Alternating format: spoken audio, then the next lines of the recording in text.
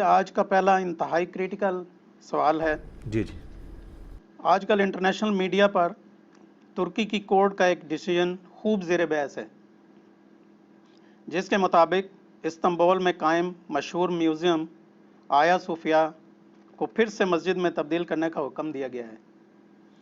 ترکی کے موجودہ president Tayyip Erdogan نے بھی اس عدالتی حکم پر عمل درآمد کا عندیہ دیا ہے۔ چنانچہ یونیسکو کی جانب سے اس اقدام کی مذمت کی گئی ہے، اور مسلم علماء میں اس حوالے سے متضاد آراء پائی جاتی ہیں۔ پلیز علی بھائی سے کہیں کہ وہ بھی اپنی خاموشی کو توڑیں اور امت محمدیہ صلی اللہ علیہ وسلم کو قرآن و سنہ کی روشنی میں پلیز گائیڈ فرمائیں۔ دیکھیں جی، اس طرح کے جو سینسٹیو ٹاپکس ہوتے ہیں نا جی، اس میں اگر جذباتی ڈاکٹرن کو دیکھا جائے تو بات کرنا بہت آسان ہوتی ہے، اور اگر علمی ڈاکٹرن کے اوپر بات کی جائے تو عموماً عوام الناس کو وہ بات بری لگتی ہے، کیونکہ ہمارا مزاج ہی علمی نہیں ہے، جذباتی ہے۔ لیکن قرآن حکیم کی تعلیمات جو ہیں وہ بالکل اس حوالے سے واضح ہیں کہ ہم نے جذباتی ڈاکٹرن کی بجائے علمی ڈاکٹرن کو لے کر چلنا ہے اور انصاف پر قائم رہنا ہے۔ اس حوالے سے سورۃ المائدہ کی آیت نمبر ہے 8۔ اعوذ باللہ من الشیطان الرجیم، بسم اللہ الرحمن الرحیم۔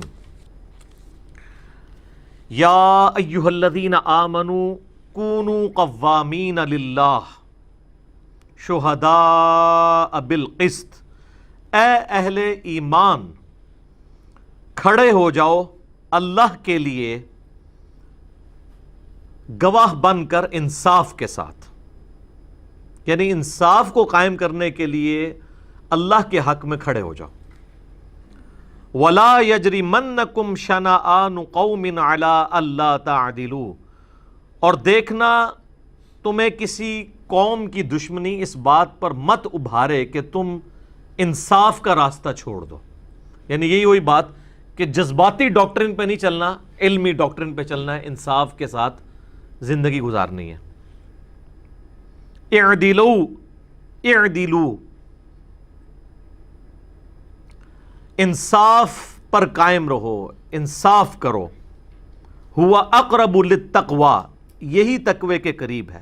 واتقوا اللہ، اور ڈر جاؤ اللہ سے۔ ان اللہ خبیر بما تعملون، بے شک اللہ تعالی باخبر ہے تمہارے اعمال سے، جو کچھ بھی تم کر رہے ہو وہ اللہ تعالیٰ کے علم میں ہے۔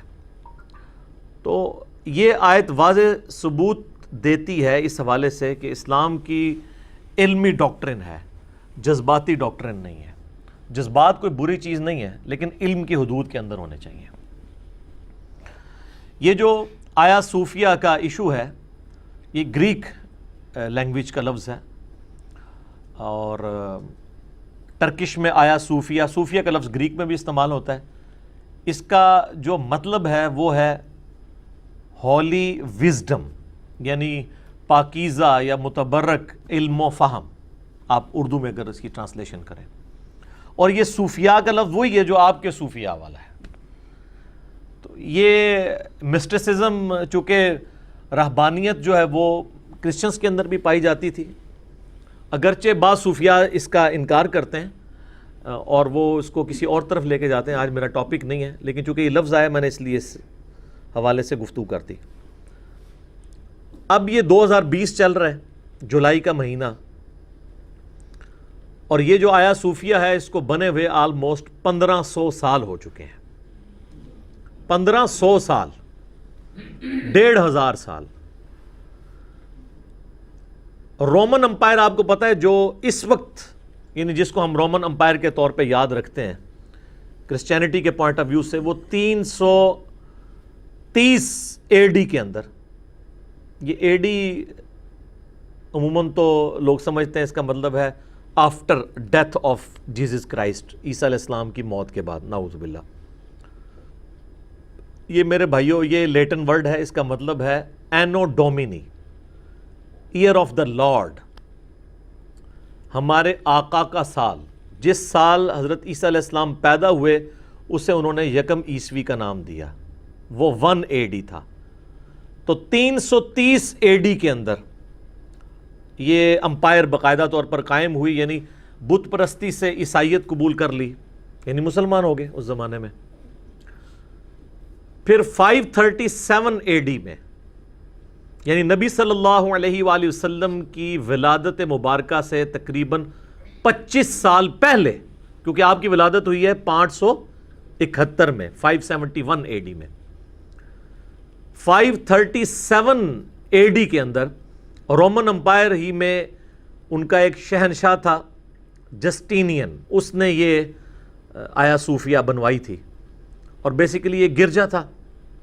اس وقت یہ گریک جو رومنز ہیں ان کے فالورز تھے جنہوں نے یہ گرجا بنایا تھا، اور آلموسٹ 1000 سال تک یہ دنیا کا سب سے بڑا گرجا رہا ہے۔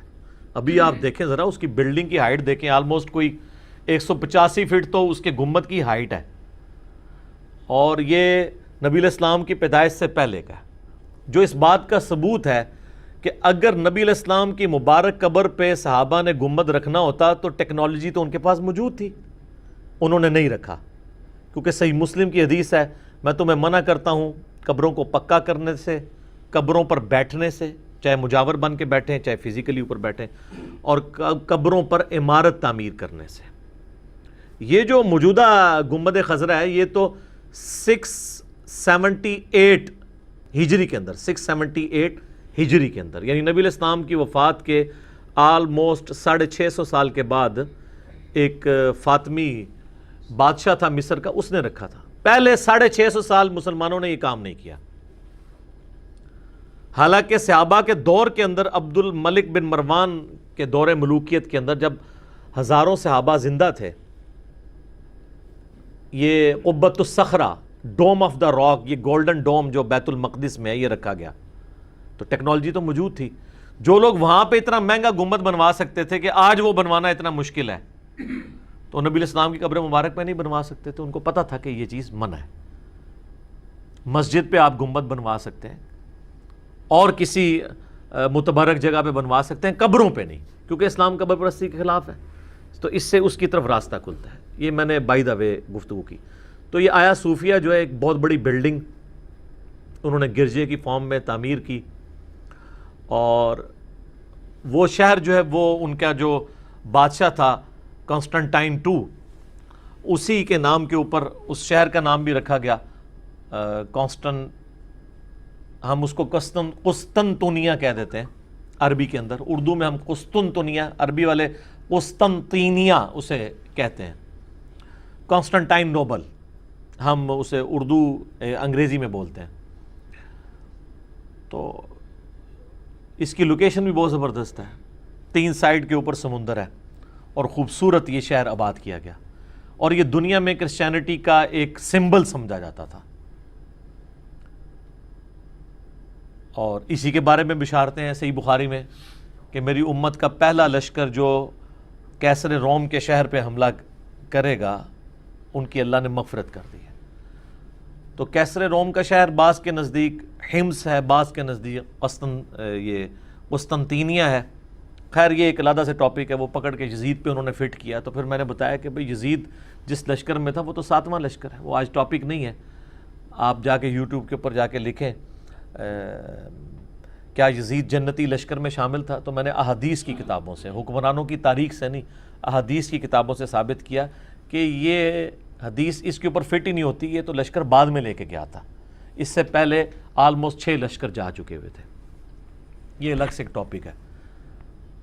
تو یہ قسطنطینیہ کے اندر یہ آیا صوفیہ انہوں نے بنایا، گرجا ان کا ایک سمجھ لیں پرائیڈ، اور میں نے بتایا 1000 سال تک اس سے بڑا گرجا کوئی تعمیر نہیں ہوا۔ آج بھی دیکھیں تو انسان کی عقل دنگ رہ جاتی ہے کہ اس زمانے کے انجینئرز نے کتنی محنت کر کے اس کو ڈیزائن کیا ہوگا۔ تو بہرحال یہ چلتا رہا، الٹیمیٹلی جب یہ سلطنت عثمانیہ قائم ہوئی، جو آج کل آپ کو ڈرامہ بھی دکھا رہے ہیں وہ ارطغرل غازی والا، اس کے بیٹا تھا نا عثمان، اسی کے نام پہ سلطنت عثمانیہ، دا گریٹ آٹومانم امپائر۔ تو یہ امپائر آہستہ آہستہ بڑھتی چلی گئی۔ اس امپائر میں جب ان کا 7واں سلطان آیا نا، یعنی وہ جو ان کے چل رہی تھی آپ سمجھ لیں لڑی نسل در نسل. تو اس کا نام تھا سلطان محمد. محمد ٹرکش لینگویج میں کہتے ہیں, نام اس کا محمد رکھا گیا. صرف اس کی زندگی 49 ایئرز ہوئی ہے, اور جب اس کی عمر 20 سال تھی تو اس نے قسطنطینیہ کو فتح کیا, اور بڑی ایک خونریز جنگ ہوئی. ایگزیکٹ اس کا جو سن ہے وہ 1453 عیسوی ہے, 1453 عیسوی. آج یہ چل رہا ہے 2020 عیسوی, یعنی آلموسٹ آپ سمجھ لیں 600 سال پہلے کی یہ بات ہے. اور دن بھی ہے اس کا جس دن اس نے فتح کیا ہے وہ 29 مئی تھا. جس طرح ہمارا 28 مئی جو ہے وہ یوم تکبیر ہے, پاکستان نے 1998 میں اٹامک بلاسٹ کیے تھے, ان کا وہ 29 مئی 1453 AD اینو ڈومینی. ویسے آج کل ہم اس کو CE بھی لکھتے ہیں, کرنٹ ایرا. یہ 2020 AD بھی ہے اور 2020 CE بھی کہلاتا ہے. یہ بھی میں سمجھتا ہوں سازش ہوئی ہے, جان بوجھ کے انہوں نے AD کو چینج کر کے CE کر دیا تاکہ پیغمبر کا کنسیپٹ ہی نکل جائے.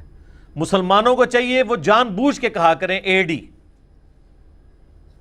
تاکہ حضرت عیسیٰ علیہ السلام کا کنسیپٹ آئے. اینو ڈومینی, ایئر آف دا لارڈ, تو ہمارے بھی لارڈ ہے عیسیٰ ابن مریم, وجیہن فی الدنیا والآخرہ, قرآن میں ہے. دنیا اور آخرت میں اللہ کے حضور وجاہت والے ہیں اور مقربین میں سے ہیں. تو ہمیں CE کرنٹ ایرا نہیں کہنا چاہیے بلکہ کہنا چاہیے AD. اور ان سے پہلے جو ہے وہ BC, بیفور کرائسٹ. تو یہ بعض مسلمان ڈرتے تھے اس کو AD کہتے ہوئے کہ آفٹر ڈیتھ آف کرائسٹ ہے, اور ہم تو کہتے ہیں عیسیٰ علیہ السلام کو اللہ نے زندہ آسمانوں پہ اٹھایا. تو یہ کسی پڑھے لکھے بندے سے پوچھ لیتے کہ آفٹر ڈیتھ نہیں ہے, یہ اینو ڈومینی ہے, ایئر آف دا لارڈ, آقا کی پیدائش کا سال, اس کی وجہ سے اسے AD کہا جاتا ہے. تو آپ دیکھ لیں 2020 ہے تو یہ 600 سال پہلے یہ ایکٹیویٹی پرفارم ہوئی. اب ظاہر ہے کہ اس نے جب وہ شہر فتح کیا تو سب سے پہلے یہی ہوتا ہے کہ پھر اس کا نام چینج کیا انہوں نے, استنبول رکھ لیا. اچھا, بعض لوگوں کے نزدیک یہ استنبول سے مراد, یعنی وہ کہتے ہیں یہ اسلام بول رکھا تھا. یہ بھی بالکل غلط ہے. میں نے بھی ایک دو دفعہ بیان کیا جب میں نے اس کو تحقیق کی ہے, تو یہ استنبول کا مطلب ہے دا وے ٹو دا سٹی, شہر کی طرف کا راستہ. اس کا اسلام کے ساتھ کوئی تعلق نہیں ہے اس لفظ کا. ویسے پبلکلی یہ چیز مشہور ہو گئی ہے کہ اسلام کا گڑھ یا اس قسم کے الفاظ. ہاں, ہمارا جو کیپٹل سٹی ہے اس کا نام تو واقعی اسلام آباد ہے, اس میں تو اسلام آ رہا ہے. تو Istanbul the way to the city, تو استنبول رکھا. یہ جو اس وقت پریزنٹ ٹرکی کا شہر ہے استنبول, یہ وہی قسطنطینیہ ہے. تو آپ دیکھیں کہ ہر عروج کو زوال ہے. 330 عیسوی کے اندر جو امپائر قائم ہوئی, 1453 کے اندر, آلموسٹ 1100 سال کے بعد آٹومانم امپائر نے اس رومن امپائر کو ختم کر دیا ہمیشہ کے لیے. خیر, پھر ظاہر ہے ہر عروج کو زوال ہے. اگر ان کو عروج ملا تو ان پہ بھی زوال آنا تھا. تو ان پہ زوال آیا ہماری 20ویں صدی کے آغاز کے اندر. پہلی جنگ عظیم کے بعد رومن امپائر کی جگہ جس امپائر نے سنبھالی تھی, آٹومانم امپائر, جو رقبے کے اعتبار سے رومن امپائر سے بھی بڑی تھی, مسلمانوں کی امپائر, وہ بھی جنگ میں شکست کھانے کی وجہ سے ٹوٹ پھوٹ گئی. اور اسی کا پھر فائدہ اٹھایا گیا. ٹرکی کے ساتھ 1923 میں ایک معاہدہ کیا کہ آپ کی ہم شناخت باقی رکھیں گے, باقی آپ سے سارے ملک چھین لیے گئے, صرف جو مین ٹرکی تھا اس کی شناخت باقی رکھی گئی. اور کچھ شرائط کے اوپر, جس کی شرائط آپ سمجھ لیں صلح حدیبیہ کی جو شرائط تھی نا, اس سے بھی زیادہ سخت تھی مسلمانوں کے حق میں. اس وقت مسلمانوں کے پاس چارہ ہی کوئی نہیں تھا. اس وقت تو ٹرکی کو بچانا بہت بڑی بات تھی. تو کمال اتا ترک اگرچہ ایک سیکولر حکمران تھا, اس میں کافی خرابیاں تھیں, اس نے بہت اینٹی اسلامک کام کیے ہیں. ایٹ لیسٹ ایک کریڈٹ جاتا ہے کہ اس وقت کے حالات کے اندر اس نے کم از کم ٹرکی کو ایز اے ملک بچا لیا. اسی لیے اسے فادر آف دا نیشن کہا جاتا ہے. آپ دیکھیں ٹرکی کا جو جھنڈا ہے نا, یہ ریڈ کلر کا ہے. یہ اس چیز کا سمبل ہے کہ بڑی قربانیوں کے بعد خونی انقلاب آیا ہے. تو اس لیے انہوں نے اپنے پورے جھنڈے کا کلر ہی ریڈ رکھا ہے. بہرحال یہ جب امپائر ٹوٹی, کمال اتا ترک نے اپنی طرف سے تو ایک سمجھ لیں نیکی کی کہ چلیں شناخت باقی رکھیں. انہوں نے پھر کافی کچھ منوایا, حتیٰ کہ جو ٹرکش لینگویج تھی اس کے الفابیٹس عربک والے تھے حروف تہجی، وہ چینج کروا کے رومن الفابیٹس کروا دیے، اور اس طریقے سے اذان بھی ٹرکش میں دی جائے، کئی جگہ پابندی لگا دی. اور یہ آیا صوفیہ ظاہر ہے ان کی وہ نشانی تھی، وہ چھین تو نہیں سکتے تھے، تو انہوں نے کہا کہ جی اس کو نہ مسجد رہنے دیا جائے نہ چرچ. جو اس وقت سلطان محمد فاتح نے فتح کرنے کے بعد اسے جو ہے وہ مسجد میں کنورٹ کر دیا تھا. اب اس حوالے سے دو رائے پائی جا رہی ہیں. ایک رائے تو یہ ہے، جو میں نے پریزیڈنٹ اردگان کی بھی تقریر سنی ہے، تو یقیناً وہ ٹھیک ہی کہہ رہے ہوں گے کہ جو انہوں نے کورٹ سے کیس ون کیا ہے وہ اس بنیاد پہ کیا ہے کہ سلطان محمد فاتح نے اپنے پرسنل جو اس کا خزانہ تھا اس سے اس چرچ کو خرید کے مسلمانوں کے لیے مسجد کے طور پہ وقف کیا تھا.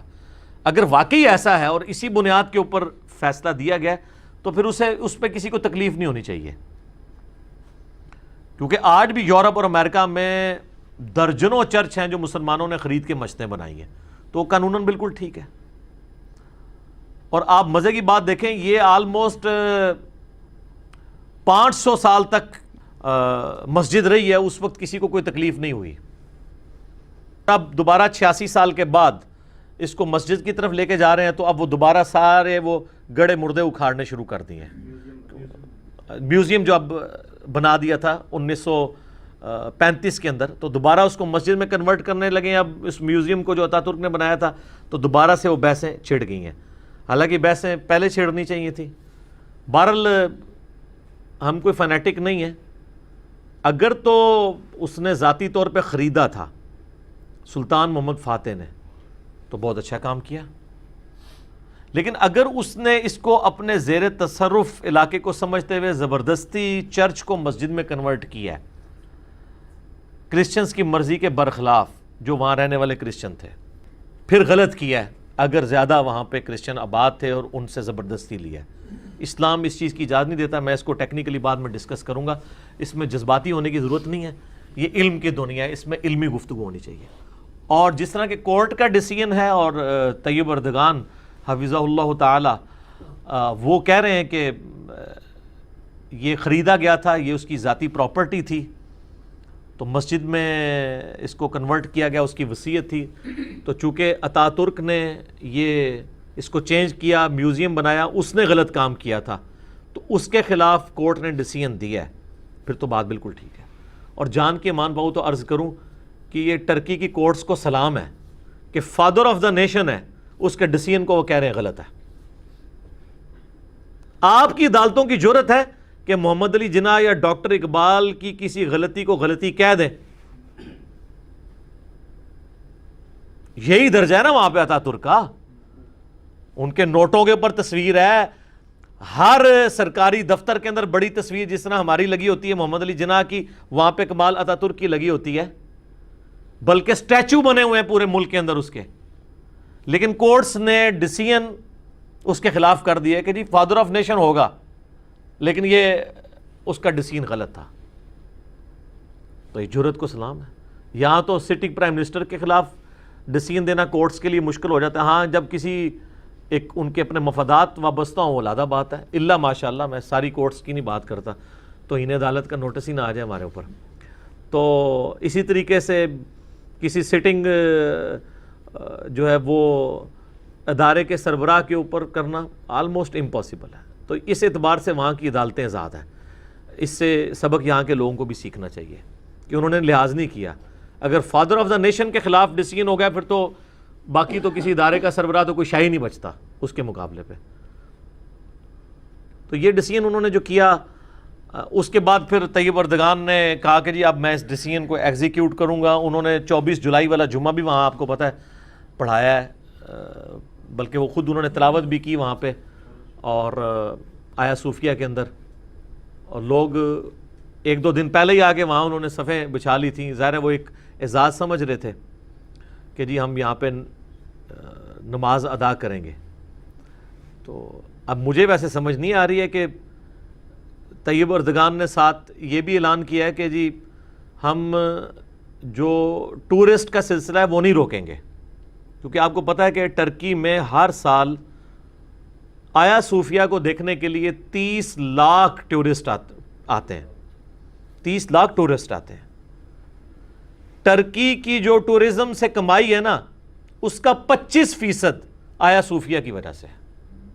تو ظاہر یہ کمائی تو وہ ضائع نہیں کر سکتے نا.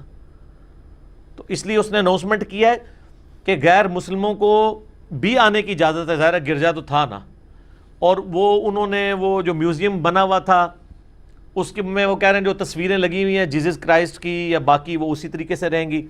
مسلمانوں نے بھی اپنے وہاں پہ یعنی اللہ, محمد صلی اللہ علیہ وآلہ وسلم, ابو بکر, عمر, عثمان, علی, حسن, حسین, یہ 6 انہوں نے نا 8 نام, وہ 8 کونے بن رہے تھے نا, تو 8 کونوں پہ انہوں نے 8 نام لکھ کے لگا دیے ہیں. یعنی اللہ, محمد اور 4 خلفاء کے نام 6 اور 2 سیدنا حسن اور حسین علیہم السلام اجمعین, ان کے نام لکھ کے لگائے ہیں. اور کسی کا نام نہیں لکھ کے لگایا انہوں نے, بس اشارتاً ہی بات کر دیتے ہیں. ٹھیک ہے, تو آپ دیکھ لیں پہلے کی سنیت یہ تھی کہ انہوں نے 4 خلفاء کے بعد نام لگایا تو سیدنا حسن و حسین کا, اور کسی کا نام نہیں لگایا انہوں نے. تو انہوں نے بھی اپنا حصہ یعنی ڈالا ہوا ہے. اب مجھے نہیں سمجھ آ رہی کہ جب یہاں پہ نماز ہو رہی ہے اور جیزس کرائسٹ کی تصویر بھی اوپر اتنی بڑی بڑی بنی ہوئی ہیں, اور ٹرکی تو ویسے فقہ حنفی کو فالو کرتا ہے. فقہ حنفی میں تو اگر آپ کے سامنے یا سر کے اوپر کوئی تصویر ہو تو نماز ہی نہیں ہوتی. تو اب مجھے نہیں سمجھ آ رہی کہ وہاں پہ وہ نماز کیسے پڑھیں گے. صفحے تو بچھا لی انہوں نے, تصویریں سامنے موجود ہیں, آپ دیکھیں کتنی بڑی بڑی تصویریں ہیں. تو تصویروں والی جگہ پہ نماز کا مجھے تو تک نہیں سمجھ آتا.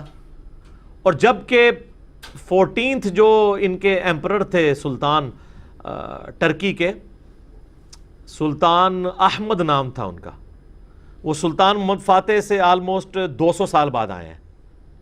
انہوں نے نا آیا صوفیہ کے بالکل قریب ایک مسجد بنوا دی ہے بلیو ماسک کے نام سے. اکثر لوگ اس کو آیا صوفیہ سمجھ رہے ہوتے ہیں, وہ آیا صوفیہ سے بھی بڑی ہے اور بہت خوبصورت ہے, لیٹسٹ ٹیکنالوجی اس کے مقابلے پہ بنوائی ہے. تو مسجد بنوانا ہی اس چیز کی طرف اندیا تھا کہ مسجد جب بن گئی ہے تو آیا صوفیہ کے اندر نماز کی پھر ضرورت, اب چپے چپے پہ تو مسجدیں نہیں بنانی ہے. جس طرح آپ بیت المقدس میں دیکھ لیں کہ سیدنا عمر فاروق رضی اللہ تعالیٰ عنہ نے جب بیت المقدس فتح کیا ہے, اگرچہ وہ ایک ٹریٹی کے اگینسٹ ہوا تھا, بہرحال سیدنا عمر نے جہاں پہ کرسچنز یا یہودی عبادت کرتے تھے وہاں پہ نماز نہیں پڑھی, کیونکہ ان کو خدشہ تھا کہ مسلمان ان سے یہ عبادت گاہ ان کی چھین لیں گے. اس سے ہٹ کے نماز پڑھی, اور پھر بعد میں مسجد اقصیٰ وہاں پہ بنائی گئی. مسجد اقصیٰ جو ہے وہ اس کے بالکل سامنے 1-1.5 کلومیٹر آلموسٹ بنتی ہے. جس طرح یہاں پہ بھی آیا صوفیہ کے بالکل قریب بلیو ماسک ہے, تو ڈوم آف دا راک جو قبۃ الصخرہ ہے جہاں سے نبی علیہ السلام معراج پہ تشریف لے گئے تھے, اس چٹان کے اوپر وہ گولڈن ڈوم ہے. تو وہ بعض لوگ اسے بیت المقدس سمجھ رہے ہوتے ہیں, وہ ڈوم آف دا راک ہے, اس کے سامنے جو ہے مسجد اقصیٰ ہے. اسی طریقے سے یہاں پہ بھی آیا صوفیہ کے سامنے بلیو ماسک ہے. تو جب وہاں پہ نماز ہو رہی ہے تو چپے چپے پہ تو مسجدیں اتنی بڑی بڑی بنانے کی ضرورت نہیں تھی. بہرحال خیر یہ میں اپنا اوپینین دے رہا ہوں, اور اگر انہیں وقف کی بھی ہے پھر تو بلیو ماسک بھی بنانے کی ضرورت نہیں تھی. آیا صوفیہ موجود تھی, اسی کو نماز کے طور پہ وہ چلاتے رہتے. تو اب مسجد تو انہوں نے اس وقت بھی بنائی ہے, لیکن حیران کن بات ہے کہ اس کے اوپر جو پینٹنگز ہوئی ہوئی تھی نا وہ انہوں نے ختم نہیں کی تھی, اس کے آگے نا پلاسٹر لگا دیا ہوا تھا. اس طرح کی لیئرز لگائی ہیں کہ وہ دوبارہ پھر جب کمال اتا ترک نے اس کو ریموو کیا تو واپس وہ پینٹنگز واپس آ گئی ہیں. تو اس سے تو مطلب شک پڑتا ہے کہ پتہ نہیں کیا صورتحال تھی اس وقت. اب ماضی میں جا کے تو ہم نہیں معاملات کو دیکھ سکتے کہ وہ اگر اتنے ہی کانفیڈنٹ تھے تو اس کو مکمل طور پہ ختم کر کے مسجد میں کنورٹ کرتے, اور اگر انہیں زبردستی کیا ہوا تھا تو وہ شاید چاہ رہے ہوں کہ ٹھیک ہے ہم دونوں آئیڈینٹیز ان کی بھی نہ, ہم آثار قدیمہ بھی چلتے رہیں اور مسجد بھی چلتی رہے. اب یہ اللہ بہتر جانتا ہے کیا معاملات تھے. بہرحال اب یہ 24 جولائی کا جمعہ 2020 کا وہاں پہ ہوا ہے تو پوری دنیا میں آگ لگی ہوئی ہے, اور افسوس کی بات ہے کہ وہ لوگ جو ان ٹاپکس کے اوپر اس کو کنڈیم کر رہے ہیں ان کی اگر کوئی علمی بنیاد ہوتی نا تو ہم اس کو ضرور ایکسیپٹ کرتے ہیں. ان سیکولرز کی ان کی حص اس وقت نہیں جاگی جب کہ بابری مسجد کو شہید کیا گیا, ان کی حص اس وقت نہیں جاگی جب ہزاروں اسپین کی مسجدیں گرجوں میں کنورٹ کی گئی ہیں یا ان کو ختم کیا گیا. اب اس کے اوپر آ کے نا ان کی حس جاگ گئی ہے، اور یونیسکو کی طرف سے بھی بیان آ گیا ہے، اسی طریقے سے ویٹیکن سٹی کی طرف سے بھی بیان آیا ہے، اور رشیا میں بھی جو ان کا کرسچنز کا معاملات چل رہے ہیں وہاں سے ان کے ہیڈ کی طرف سے بھی بیان آ گیا کہ جی یہ ہمارے جذبات کو ٹھیس پہنچی ہے اس کی وجہ سے. تو یہ سارے بیانات آنا شروع ہو گئے ہیں. اس کے جواب میں طیب اردگان کا ایک ہی سٹانس ہے، اس نے کہا کہ یہ ہمارا ملک ہے، ہماری مرضی، ہم جو مرضی کریں، آپ کو کوئی اس پہ رائٹ نہیں ہے. لیکن یہ اتنا آسان معاملہ نہیں ہے، کیونکہ اسے عالمی آثار قدیمہ میں ڈکلیئر کیا گیا ہے آیا صوفیہ کو. لہٰذا یہ ٹرکی کے لیے یہ ڈیسیژن کرنا، اور ابھی تو مجھے یہ بھی پتہ چلا ہے کہ ان کی کسی ہائر کورٹ کے اندر اس ٹاپک پہ بھی کیس چل رہا ہے کہ چونکہ یہ یونیسکو کے انڈر آیا ہوا ہے، لہٰذا پریزیڈنٹ یا چھوٹی عدالت اس کو دوبارہ سے مسجد نہیں بنوا سکتی. تو کل کو وہ ڈیسیژن آ گیا اور یہ ریورس ہو گیا، پھر کیا کریں گے؟ پھر خون خرابہ شروع ہو جائے گا. تو میرا خیال ہے اگر وہ کیس چل رہا تھا تو اس کیس کے کنکلوڈ ہونے کا بھی انتظار کرنا چاہیے تھا. یہ نہ ہو کل سپریم کورٹ کی طرف سے ڈیسیژن آ گیا کہ یہ آپ نے جو ایکٹیویٹی کی ہے یہ جلدی میں پرفارم کی ہے، کیونکہ یہ ابھی تو چھوٹی عدالت کی طرف سے آیا نا، لیکن اس کو ایگزیکیوٹ اتنی جلدی کیا وہ فوراً اس کو مذہبی امور کے حوالے بھی کر دیا انہوں نے. اور خود بھی طیب اردگان صاحب، ان کے تو اخلاص میں شک نہیں ہے ہمیں، ظاہر ہے کہ انہوں نے تو اپنی ایک مسلمانی شو کی ہے اس حوالے سے، لیکن اس کو پولیٹیکلی بھی دیکھنے کی ضرورت ہے. ویسے بھی ابھی 3 سال باقی ہیں. آپ کو پتہ ہے 24 جولائی کو ہی معاہدہ ہوا تھا 1923 کے اندر. یہ جان بوجھ کے انہوں نے ڈیٹ بھی 24 جولائی کی رکھی ہے، جو جمعہ پڑھایا نا وہ ربو ہی 24 جولائی کو جمعہ آ گیا. تو 24 جولائی 2023 کو یہ 100 سالہ معاہدہ جو ہوا تھا نا، جو ٹرکی کے اوپر پابندیاں لگائی گئی تھی، وہ انشاءاللہ تعالی ختم ہوگا تو اکنومیکلی ٹرکی کو کئی فائدے ہوں گے.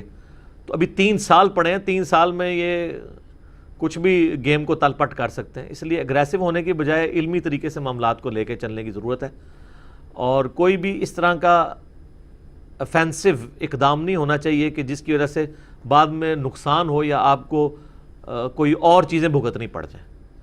ہر اینگل سے ان چیزوں کو دیکھنے کی ضرورت ہے. باقی علماء جو مختلف قسم کی آراء اپنے سامنے رکھ رہے ہیں تو وہ ہر بندے کی سوچ کا زاویہ ڈیفرنٹ ہے. اگر آپ کتاب و سنت کی روشنی میں دیکھیں تو ایک بنیادی بات آپ سمجھ لیں کہ اسلام میں قطعاً اس چیز کی اجازت نہیں ہے کہ اگر آپ کسی غیر مسلم ملک پہ قبضہ کر لیتے ہیں جنگ کے ذریعے تو آپ وہاں کے گرجوں کو یا عبادت گاہوں کو توڑ کے مسجدوں میں کنورٹ کر دیں. اس حوالے سے ڈاکٹر ذاکر نائک حفظہ اللہ تعالی نے بھی اپنی ریکارڈنگ کروائی ہے اور بڑے جذباتی انداز میں انہوں نے گفتگو اس میں کی ہے ٹرکی کے اس ڈیسیژن کے حق میں. اور انہوں نے ان علماء کو جن میں top of the list Javed Ahmed Ghamidi sahab ہیں، بغیر نام لیے ہوئے انہوں نے کنڈیم کیا ہے، جو یہ کہہ رہے ہیں کہ اس معاملے میں جلد، بلکہ غامدی صاحب نے تو بڑی دلیری کی ہے. انہوں نے کہا اگر سلطان محمد فاتح نے بھی یہ کیا تھا تو وہ کوئی دلیل نہیں ہے، ان کو بھی کتاب و سنت کو دیکھنا چاہیے تھا. تو غامدی صاحب تو آپ کو پتہ ہے جو جس چیز کو صحیح سمجھتے ہیں وہ تو کہتے ہیں علم کے میدان میں جذبات کی کوئی حیثیت نہیں ہے. تو وہ ڈاکٹر ذاکر نائک نے کہا نہیں جی، بخاری مسلم میں کئی احادیث ہیں کہ نبی الاسلام نے اپنے مبارک زمانے کے اندر جو ہے وہ بت قدے توڑوائے ہیں. اور اس میں انہوں نے بخاری مسلم سے ایک مشہور حدیث جو سیدنا جریر بن عبداللہ رضی اللہ تعالیٰ عنہ کو 150 کے لشکر کے ساتھ نبی الاسلام نے روانہ کیا تھا، اور ایک بہت بڑا بت قدہ تھا عرب میں جس کو توڑوایا تھا. اس کے علاوہ بھی اور ایک ہیں، سیدنا علی کو، خالد بن ولید کو بھی مختلف جگہ بھیجا، اور وہ انہوں نے مثالیں پیش کی. حالانکہ یہ مثالیں آؤٹ آف کانٹیکسٹ ہیں. حرمین کی آپ مثال نہیں دے سکتے کیونکہ حرم کی زمین کو اللہ تعالیٰ نے اسلام کے لیے مخصوص کر لیا اور اس کے اوپر نص قطعی قرآن میں موجود ہے. سورہ التوبہ پڑھ کے دیکھیں سر، سورہ التوبہ کے اندر اللہ تعالیٰ نے واضح اعلان کیا ہے کہ مشرکین عرب کے لیے 4 مہینے کا ٹائم ہے، یا تو عرب کی سرزمین چھوڑ کے چلے جائیں یا اسلام قبول کریں، ورنہ ان پہ عذاب استیصال آئے گا، ان کو قتل کیا جائے گا. تو عرب کی سرزمین کی مثال دینا تو غلط ہے. یہ اسی طریقے سے ہے کہ عیسائی جو ہیں ویٹیکن سٹی کا سہارا لینا شروع کرتے ہیں، ویٹیکن میں ہمیں کوئی مسجد تو نہیں بنانے دے گا، تو ہم بھی حرم کی سرزمین کے اندر کوئی بت قدا، کوئی گرجا کسی کو نہیں بنانے دیں گے. لیکن اس کو لے کے پوری دنیا کے اوپر اپلائی کرنا یہ بالکل غلط ہے. باقی دنیا کے لیے آپ کو پھر مثالیں خلفائے راشدین کی جنگیں جو ہوئی ہیں، جنگ قادسیہ یا یرموک، اس سے آپ کو بنیاد پکڑیں کہ انہوں نے قادسیہ یا یرموک کے بعد کرسچنز یا یہودیوں کے عبادت خانے توڑوائے ہوں اور ان کو زبردستی مسجدوں میں کنورٹ کیا ہو، پھر تو ہم دلیل مان لیں گے ڈاکٹر ذاکر نائک کی۔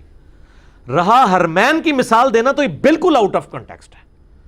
حرمین کے بارے میں تو سارے مانتے ہیں، وہ تو غامدی صاحب نے خود اس لیکچر کے اندر کہا ہے کہ حرمین کی سرزمین تو اللہ نے اپنے لیے خاص کر لی ہے، اس کی تو مثال دینا ہی غلط ہے۔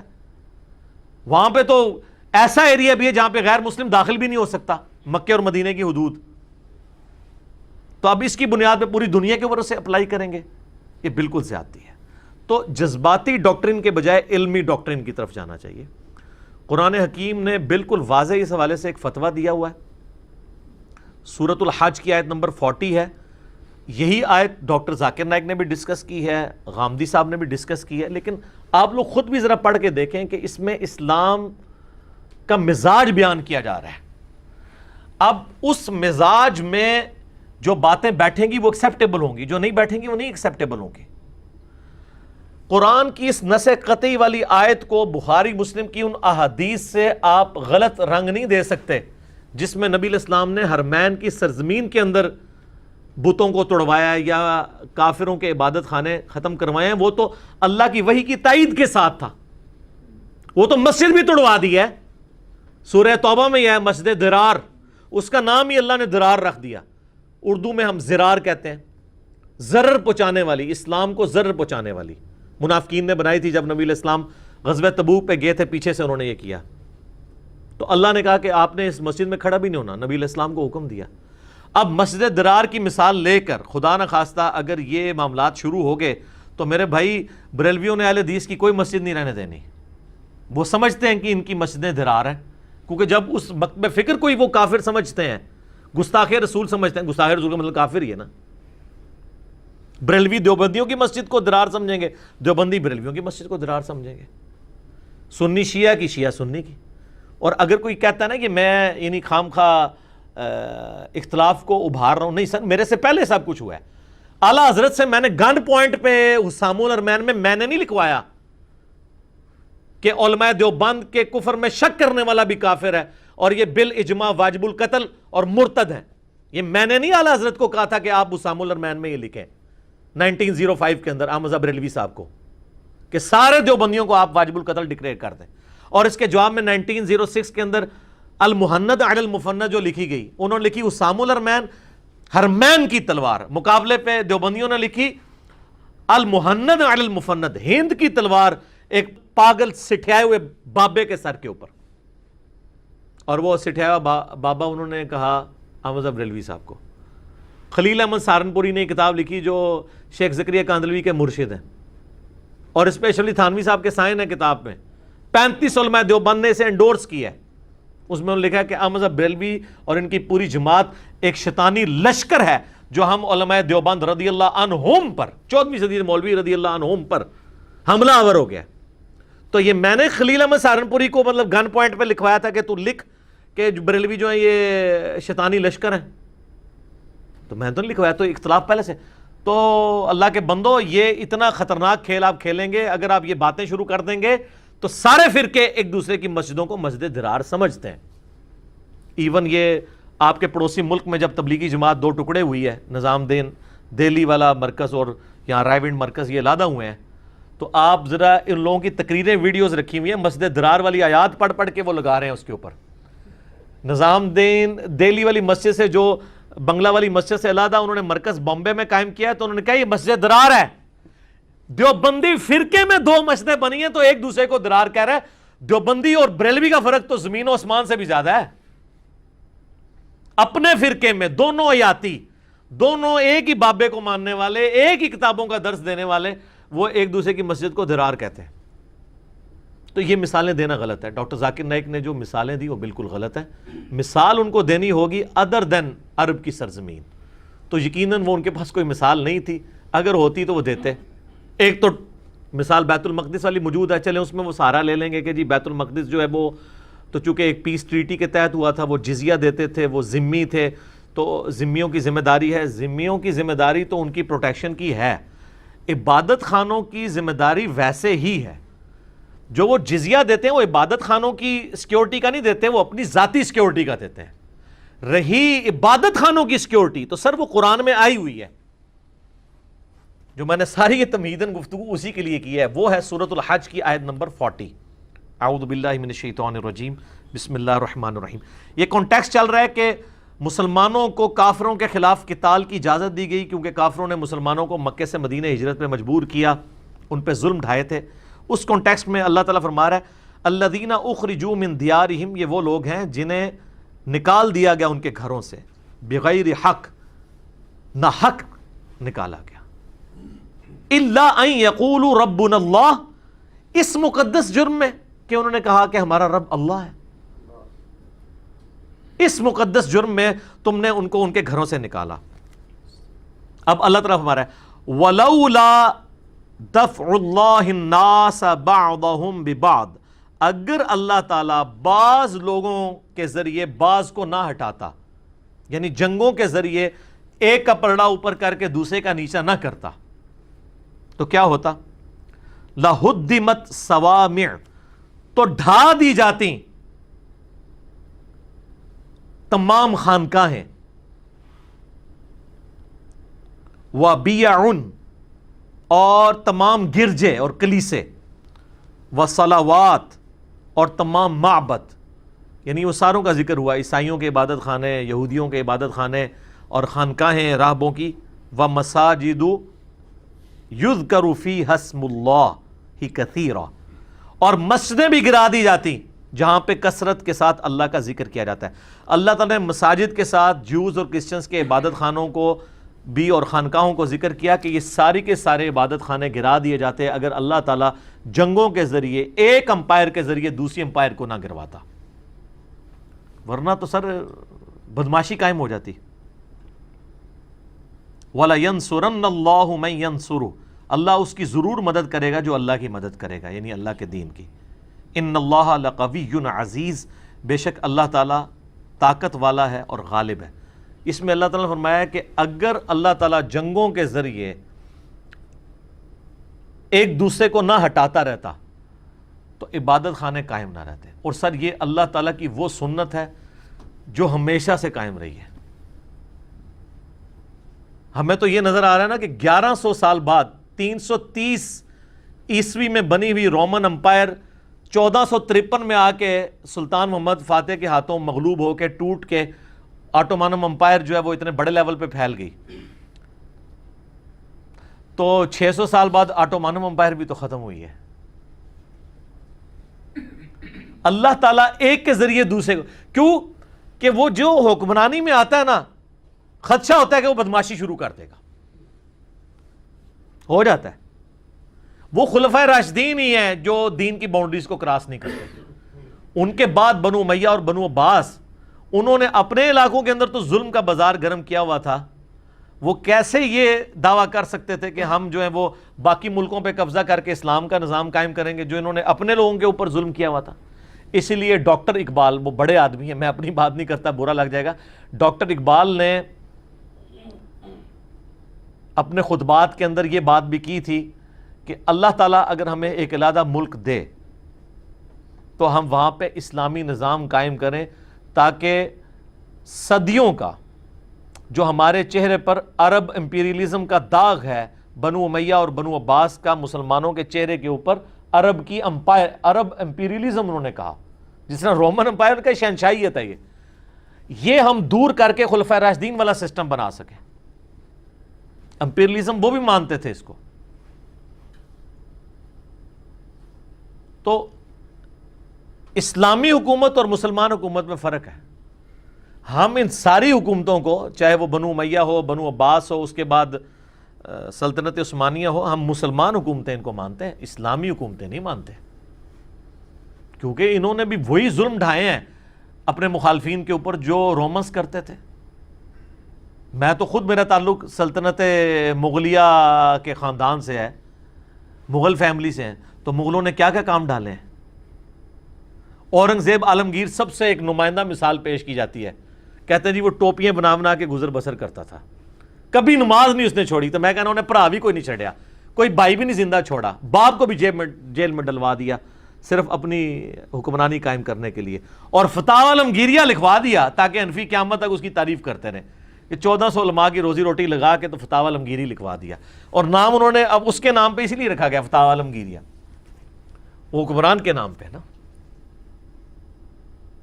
تو وہ لوگوں کو نظر آ رہا ہے اور باقی چیزیں نہیں اس کی نظر آ رہی.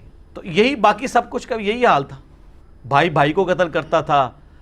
اور سلطان محمد فاتح کو آپ دیکھ لیں, اس نے تو باقاعدہ آئین میں چیز داخل کی تھی کہ اگر فتنے کو مٹانا ہو تو جو سلطان بنے نا وہ اپنے باقی بھائیوں کو آفیشلی قتل کروا سکتا ہے کہ کہیں پہ کوئی جراثیم ہی نہ پیدا ہو جائے, پریمپٹیو رائٹ, حق شفا کے طور پہ کہ شاید کسی کے جراثیم نہ آ جائے. جی عرض کر دیں, یہ سلطان محمد فاتح کے اوپر انہوں نے مسند احمد کی ایک حدیث فٹ کر دی ہوئی ہے. وہ کہتے ہیں جی مسند احمد میں ایک حدیث ہے, وہ ٹرکی نے بھی جتنے ڈرامے بنائے نا اس کے شروع میں وہ حدیث چلاتے ہیں. حدیث ہے سر مسند احمد کے اندر 19,165 19165, جو پی ڈی ایف آپ کے پاس اویلیبل ہے نا مسند احمد کا, جو ہماری ویب سائٹ کے اوپر رکھا ہے, اس میں یہ نمبر ہے 19165 کہ جی نبی علیہ السلام فرمایا عنقریب تم قسطنطینیہ فتح کر لو گے, اور کیا ہی خوب امیر ہوگا مسلمانوں کا وہ, اور کیا خوب لشکر ہوگا وہ. تو کہتے ہیں اس میں سلطان محمد فاتح المتوفا 886 ہجری بمطابق 1481 عیسوی کا ذکر ہے. ان کی ڈیتھ ہوئی ہے 1481 میں, اور ہجری اعتبار سے تھا وہ 886 ہجری. تو سر اس حدیث کے اوپر آپ اپنے حنفی عالم شعیب ارناؤت رحمہ اللہ تعالی, جنہوں نے مسند احمد کی تحکیم کی ہے, ان کا حکم دیکھ لیں. انہوں نے کہا یہ پکی ضعیف روایت ہے, اور اس کے اندر عبداللہ بن بشر وہ ضعیف راوی ہے. ضعیف نہیں بلکہ وہ کہتے ہیں مجہول ہے, ان نون, اتا پتہ ہی اس کا معلوم نہیں ہے, ضعیف نہیں, مجہول ان نون راوی ہے, لاپتہ آدمی کی روایت ہے. یہ ہو سکتا ہے وہ پیچھے سے ان کا رشتہ دار ہو جس نے روایت گھڑی ہو, ٹھیک ہے. اس قسم کی کئی روایتیں ہیں. تو لہٰذا یہ سلطان محمد فاتح والی جو حدیث ڈراموں میں بھی چلائی جا رہی ہے, اور اس کی بنیاد پہ یہاں پہ حنفی علماء نے ڈرامہ لگایا ہوا ہے, وہ بالکل وہ روایتی سندن کمزور ہے, وہ ثابت ہی نہیں ہے. تو لہٰذا اس کو آپ پیش نہیں کر سکتے, ورنہ تو یہ ساری چیزوں کو آپ جسٹیفائی کریں گے اس کے ذریعے, اور اس کی بنیاد کے اوپر وہ حنفیت کو جسٹیفائی کر رہے ہوتے ہیں. جس طرح وہ ارطغرل غازی کے ڈرامے کے ساتھ وہ یہ بتانا چاہ رہے ہوتے ہیں کہ جی یہ حنفیت کے صحیح ہونے کا ثبوت ہے, تو یہ بتانا چاہ رہے ہوتے ہیں. یہ کتاب و سنت کی بنیاد پہ آپ نے دیکھنا ہے. باقی فتوحات تو چنگیز خان نے بھی کی ہیں. سلطان صلاح الدین ایوبی شافعی تھے جنہوں نے 90 سال کے بعد دوبارہ بیت المقدس حاصل کیا تھا. تو شافعی حنفی اختلاف کیا ہے, اس کی مثال ایک دیکھ لیں. امام شافعی کے نزدیک تو جو فاتحہ نہیں پڑھتا اس کی نماز نہیں ہوتی, اور حنفیوں کے نزدیک جو امام کے پیچھے فاتحہ پڑھے اس کے منہ میں انگارہ رکھ لو. کہتے ہیں نہیں, دونوں اپنی جگہ ٹھیک ہے, دونوں جگہ ٹھیک ہے. تو جڑا نہیں پڑھتا وہ اس دے منہ بھی انگارہ رکھنا چاہیے تھا نا پھر, یعنی حنفیوں دے منہ بھی کہانیاں بنی ہوئی ہیں. اتنے سخت اختلافات, اور یعنی میں اماموں کو نعوذ باللہ برا نہیں کہہ رہا ہوں, ان کے نام پہ جنہوں نے یہ فرقہ واریت پھیلائی ہے. جیسے حضرت عیسیٰ علیہ السلام کے نام کے اوپر کرسچینٹی کے ماننے والوں نے غلط کیا, عیسیٰ ابن مریم کا کوئی قصور نہیں ہے. تو اس طرح کے معاملات کو دیکھنے کی ضرورت ہے کہ علمی دلائل کے ساتھ چیزوں کو دیکھنا چاہیے, جذبات کے ساتھ نہیں دیکھنا چاہیے, ورنہ میرے بھائیوں نقصان ہو جائے گا. تو میں نے کوشش کی ہے کہ آپ کو ایک اوورآل ایک اس اعتبار سے ویژن دے دوں کہ میوزیم بنانے کا فیصلہ 100% غلط تھا. اتا ترک کا 600 سال سے مسجد چل رہی تھی, اگر 500 سال سے تو اس کو اس طریقے سے چلنا چاہیے تھا. اور آج بھی اگر واقعی سلطان محمد فاتح نے اپنی ذاتی جیب سے اسے خرید کے مسجد کے لیے وقف کیا تھا اور اس کو دوبارہ مسجد میں کنورٹ کیا جاتا ہے تو اس میں بھی کوئی مسئلہ نہیں ہونا چاہیے. لیکن اس کے پولیٹیکل امپیکٹس بھی دیکھنے چاہیے, اور اس کو سپورٹیو وہ حدیث ہے بخاری اور مسلم کی. نبی علیہ السلام نے فرمایا, اے عائشہ اگر تیری قوم نئی نئی جاہلیت سے نہ پھری ہوتی تو میں خانہ کعبے کی دیواروں کو توڑ کے حتیم کو کعبے میں داخل کر کے ابراہیمی بنیادوں پہ دوبارہ کھڑا کر دیتا. اور نبی علیہ السلام نے یہ نہیں کیا. حالانکہ فالورز مسلمان تھے, آپ کے صحابہ تھے, لیکن آپ کو تھا کہ یار یہ نئے نئے بھی پھرے ہیں تو ان کے ذہن میں یہ نہ ہے کہ کعبہ ہی توڑوا دیا پیغمبر نے، اور پیغمبر ہونے کے باوجود اتنا بڑا ڈیسیژن نہیں لے سکے. تو سر طیب اردگان صاحب کو یا ٹرکی کی عدالت کو بھی دیکھنا چاہیے کہ آپ لوگ پیغمبر نہیں ہیں، آپ کے ڈیسیژن کے کانسیکوینسز کیا نکل سکتے ہیں ود ان ٹرکی. اس کو پنجابی میں ہم کہتے ہیں نا ٹھنڈی کر کے کھانی چاہیے تھی. 3 سال پڑے ہوئے ہیں، 3 سال میں کچھ بھی کر سکتے ہیں. ایک دفعہ تو یہ کو انہوں نے کروانے کی کوشش کی ہے نا کافروں نے، تو طیب اردگان کی جان کو بھی خطرہ ہو سکتا ہے اس طرح کی افینسو ایکٹیویٹیز میں پڑھنے کی وجہ سے. 3 سال مزید صبر کر لیں، 2023 آئے تو پھر اپنے معاملات کو دیکھیں. لیکن پھر بھی میں یہ کہوں گا کہ علمی طریقے سے لے کے چلنا ہے، جذباتی ڈاکٹرن کے ساتھ نہیں لے کے چلنا، ورنہ پھر نقصان ہوتا ہے. باقی میرا تو اپنا ذاتی موقف یہی ہے کہ اگر بلیو ماسک بنی ہوئی ہے اتنی بڑی، اس کے ہوتے ہوئے یہ آیا صوفیہ کو مسجد بنانے سے کوئی بہت بڑا ایڈوانٹیج آپ نے حاصل نہیں کر دیا. ہاں سمبولک ضرور ہے کہ آپ نے ایک پوری دنیا کو میسیج دیا کہ ہاں جی ہم جناب دیکھ لو ساڈا ملک سے اسی کر کے دس دیتا جائے پھر، ٹھیک ہے. تو اگر خدا نہ خواستہ اس طرح کا ریونج وہاں سے کہیں سے آ گیا کہ انہوں نے کوئی ہماری مسجد توڑ کے اسپین میں کوئی بڑا گرجا بنانے کا جو آلریڈی انہوں نے آثار قدیمہ کے اندر ڈکلیئر کی ہوئی ہیں، اور اس طرح کی ایکٹیویٹی پرفارم کی، تو دنیا میں پھر خون خرابہ شروع ہو جائے گا. تو پولیٹیکل امپیکٹس بھی دیکھنا چاہیے. اور یہ بھی یاد رکھیے گا یہ ہمارے جو علماء مختلف پرانے فتوے پیش کر رہے ہوتے ہیں نا، یہ فتوے میرے بھائی اس زمانے میں ہیں جس وقت ہم دنیا میں ڈان تھے. آج ہم ڈان نہیں ہیں، غلام ہیں. تو غلام کو اپنی حیثیت دیکھنی چاہیے، اور اس وقت ان کا سٹیٹ آف مائنڈ ہی کچھ اور ہوتا تھا جب آپ حکمران تھے. پھر تو آپ چھوٹی سی بات پہ لے دے جائیں گے. تو اس لیے فتوے بھی اسی اعتبار سے لکھے جاتے تھے. فتوے کا مطلب ہی ایکسپرٹ اوپینین ہے نا، کتاب و سنت ہونا نہ ہوا. فتوے میں ہمیشہ 2 رائے ہو سکتی ہیں، لہٰذا اس معاملے میں بھی علماء کی 2 رائے ہو سکتی ہیں. جو یہ پورا اس وقت آیا صوفیہ کے حوالے سے اوپینین چل رہا ہے، میں نے بہرحال کوشش کی ہے کہ دونوں طرف کے دلائل کو کتاب و سنت کی روشنی میں دیکھوں گے کس نے کتنی بات ٹھیک کی ہے، کتنی بات غلط کی ہے، تاکہ آپ کو یہ پکچر کلیئر ہو جائے اس حوالے سے. باقی جو میں نے اس میں حق بات کی ہے وہ اللہ کی طرف سے ہے، اور اگر میرے منہ سے کوئی غلط بات نکلی ہے یا میں نے کہیں ایگزیجریشن سے کام لیا ہے یا میرے جذبات آڑے آ گئے ہیں تو وہ میرے اپنے نفس کی برائی ہے.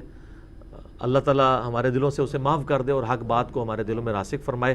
اور مسلمانوں کے لیے اب بہرحال یہ جو کچھ معاملات چل رہے ہیں مستقبل میں مزید بہتری آئے، اس کے کوئی غلط رزلٹ اس طرح کے نہ آئیں کہ ہمیں پھر بعد میں بھگتنے پڑیں کہ ان کی اپنی کورٹ ہی کوئی اور ڈیسیژن کر دے اور یہ معاملات اس طریقے سے چلیں. یہ ساری صورتحال تھی جو میں نے آپ کے سامنے رکھ دی. ٹھیک ہوگا جی.